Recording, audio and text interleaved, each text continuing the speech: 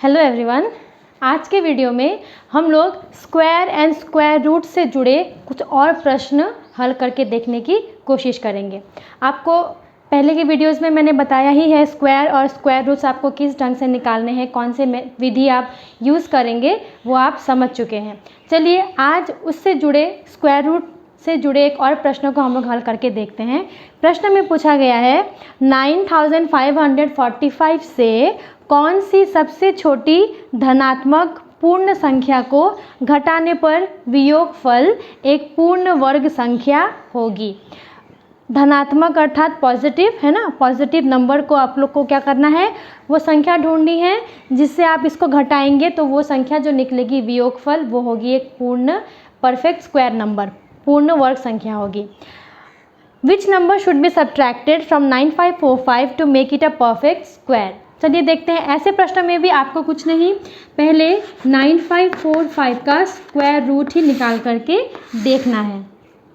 चलिए ऐसे ग्रुप करके देखते हैं। भाग विधि से हम लोग करें तो हम लोग को यहाँ मिलेगा 9 9 जा 81 करेंगे तो हमें यहाँ मिल रहा है, और इनको ऐड किया।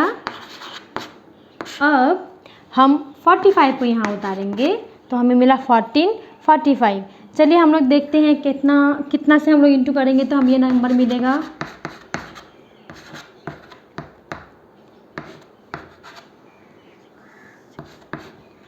1116। थोड़ा कम हो गया।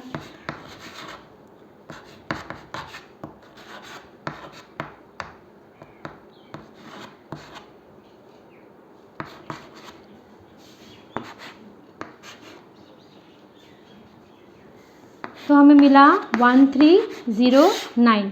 अब हम लोग घटाकर देखते हैं तो हमें मिलता है 136। इससे क्या साफ हो रहा है, अगर ये जो रिमाइंडर बचा है, जो भागशेष बचा है, ये अगर नहीं होता तो ये एक पूर्ण वर्ग संख्या होती। तो यहाँ जो आपको शेष बचता है ना, आपको बस वो घटा देना है, यही वो संख्या है। यहाँ जो संख्या आएगी वही वो संख्या होगी। घटाने पर हम देखते हैं कितना मिलता है हमें,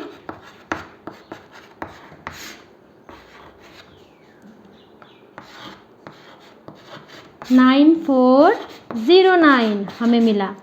ठीक है, तो अंत में हम लोग क्या लिखेंगे, इसका वर्गमूल निकाल करके आप देख सकते हैं कि ये परफेक्ट स्क्वायर नंबर हमें मिला कि नहीं। पर ये दिखाना आपको ज़रूरी नहीं, आपको बस बताना है कि 136 वह संख्या है जिसे घटाने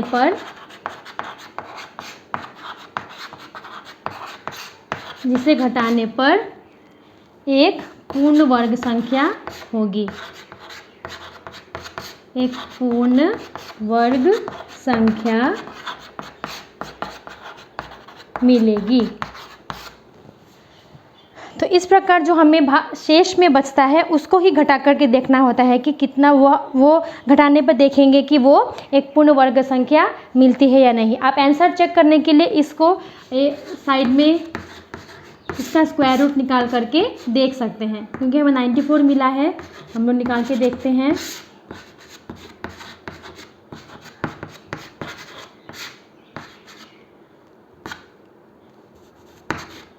सेवन करके देखें, 8756 ये रहा, तो हमें मिल गया। तो 9409 का हम लोग स्क्वायर रूट करेंगे तो कितना मिलेगा, 97। इससे क्या पता चला कि 9409 हमारा पूर्ण वर्ग संख्या है। तो इससे आप श्योर हो सकते हैं कि आपका आंसर करेक्ट है। पर इसको छोड़ के आपको कोई और संख्या मिली जो कि पूर्ण वर्ग नहीं हो रही तो आपको समझना होगा, डाउट होना चाहिए आपको कि शायद ये कैलकुलेशन आपका रॉन्ग हुआ है। इस प्रकार की संख्या को हम लोग चेक करके देख सकते हैं और ऐसे प्रश्नों को इस तरह से हम लोग हल करके दिखा सकते हैं। अब इसी एक्सरसाइज बनाकर देखिए 1.4 में आपको एक तरह के प्रश्न दिए गए हैं जहाँ पे पूछा गया है कि बगीचे में जब हम लोग पेड़ लगाते हैं, है ना, तो कैसे सजे होते हैं पेड़। एक तो लंबाई कतार, नंबर ऑफ लाइन्स होती हैं जिस लाइन में पेड़ों को, पौधों को लगाया हुआ रहता है। जैसे कि एक बगीचा है, इसमें आपने पौधे लगाए, है ना। तो पहले क्या होंगे, नंबर ऑफ़ लाइन्स, कितनी कतारों में आपने पौधे लगाए। कैसे कतार गिनेंगे, 1 2 3 4 5, तो आपको क्या मिले यहाँ पे 5 कतार। अब हर एक कतार में आपने कितने पौधे लगाए, कितने पौधे लगाए, उस तरह से ऐसे सजा करके आप पौधे लगा सकते हैं। अब नंबर ऑफ़ लाइन्स, जो कतार है, नंबर ऑफ़ कतार जो है ये पौधा लगाने का, और जितने पौधे आपने प्रत्येक कतार में लगाए हैं, 1 2 3 4 5 कतारें हैं, आपने अगर प्रत्येक कतार में 5 पौधे लगाए तो आपको क्या मिल रहा है, ये एक वर्ग के आकार का मिल रहा है। इसका अर्थ क्या है, वर्गाकार विधि में पौधों को सजाया गया है। जैसे कि प्रश्न नंबर 9 में अमरूद के बगीचे में अमरूद के पौधे लगाए गए हैं, जितनी कतारों में पौधे लगे हैं। प्रश्न ऐसा हो सकता है, जितनी कतारों में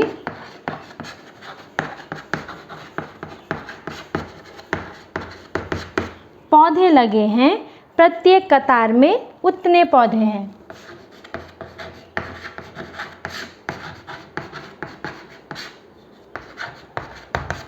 प्रत्येक कतार में उतने पौधे हैं।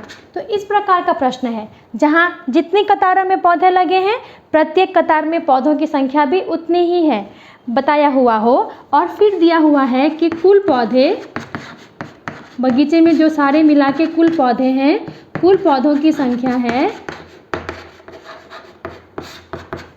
1764। तो पूछा गया है प्रत्येक कतार में कितने पौधे हैं। प्रत्येक कतार में कितने पौधे हैं। इसका मतलब भी आपको साफ है कि आपको इस तरह के प्रश्न में भी वर्गमूल निकाल करके दिखाना होगा। ठीक है, आपके पास कौन सी संख्या दी गई है, कुल पौधों की संख्या 174। तो आप क्या लिखेंगे, कुल पौधे 1764। इसका हम लोग वर्गमूल निकालेंगे, मेन में ही निकालेंगे। 17 है, हम लोग को क्या दिख रहा है कि 4 4 जब 16 करेंगे तो ये सही बैठेगा। फिर हमने 64 को उतारा, 4 और 4 को जोड़ने पे 8। हमें यहाँ पे कौन सी संख्या लगाने से सही होगी, 4 है हमारे पास, 2 लगा के देखते हैं, ये हमें मिल गया वर्गमूल 42, है ना। इसका अर्थ क्या है, 42। अतः प्रत्येक कतार में